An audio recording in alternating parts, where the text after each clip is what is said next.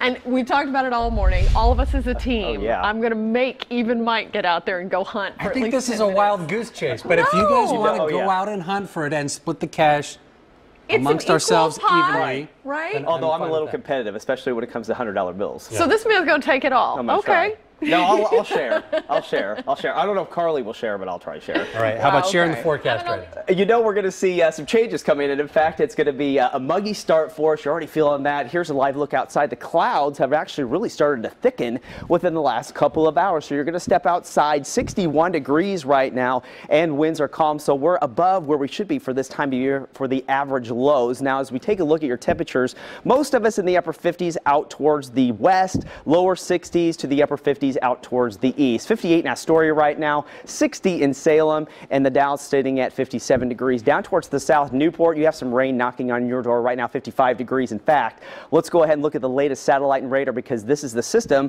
that's going to start to impact us later today. You notice this little circulation right here. That's the center of the low pressure, so all the moisture is ahead of that, pushing towards the north and the east. So as we go ahead and zoom into the metro area, again, we're dry right now. We have the clouds in the area. You're traveling south this morning. Salem, you're dry right now. But once we get down towards the south and the western part of the state, this is where the air is saturated, and this is where the rain is starting to fall. Up towards the north, Roseburg, looking at your latest observations, haven't seen any rain yet, but it will start as the day goes on. So what happens is our air has to saturate. There is a section of the atmosphere in the mid-levels that are dry right now. So when the moisture tries to fall, it evaporates so it can't hit the ground. The whole column has to saturate, and I think that's going to happen between about noon and 3 o'clock. So we'll start to see that rain developing.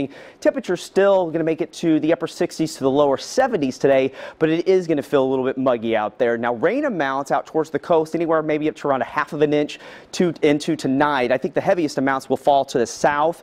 The north coastal will be probably on the lesser side of that one. For the North Valley, including Portland, up to about 1/4 to 1/2 inch through tonight. But if you live in the South Valley, south of Salem, towards Eugene especially, you could be looking up to 1 inch of rainfall, and also in the higher terrain, maybe 1 to 2 inches towards the mountains, and you have an isolated chance of maybe hearing a thunderstorm as well as the evening goes on. So temperatures today into the lower 60s. Those showers will start to spread toward the north as the day goes on. Same with the valley. Eugene, I have you a little bit cooler today due to the fact that I think the rain's just going to start a little bit earlier for you.